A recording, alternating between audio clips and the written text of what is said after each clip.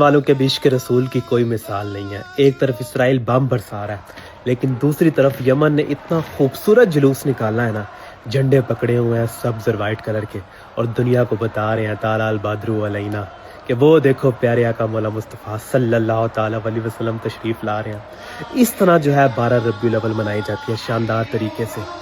یہ ہے حقیقی مطلب کہ والضحیٰ کے چہرے والے، واللیل کی زلفوں والے، یاسین کی چمک کے دانت والے پیارے آقا مولا مصطفیٰ صلی اللہ تعالیٰ علیہ وسلم تشریف لا رہے ہیں۔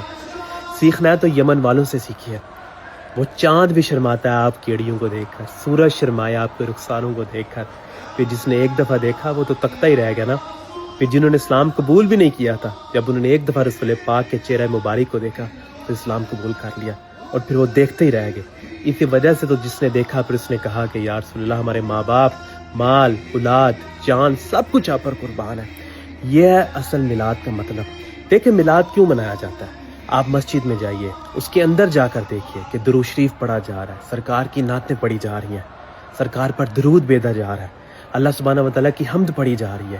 یہ ہے اصل میلاد کا مطلب۔ میلاد کا ہرگز مطلب یہ نہیں ہے، اور ہمارا ان سے ہرگز تعلق نہیں ہے اہل سنت کا، جو سٹیجز پر چڑھ کر بھنگ پی کر علی علی علی کرتے ہیں اور پتہ نہیں کیا کیا قوالیوں کی طرز میں ہر کچھ پڑھتے ہیں۔ ہمارا ان سے کوئی تعلق نہیں ہے یہ ناچ ٹاپا گروپ سے۔ میلاد کا حقیقی مطلب یہی ہے، رسول اللہ کی تعریف کریں، سڑکوں پر نکلیں، باہر نکلیں کہ حضور تشریف لا رہے ہیں، گھروں کو سجائیں، دنیا کو پتہ لگے اماموں کے امام تشریف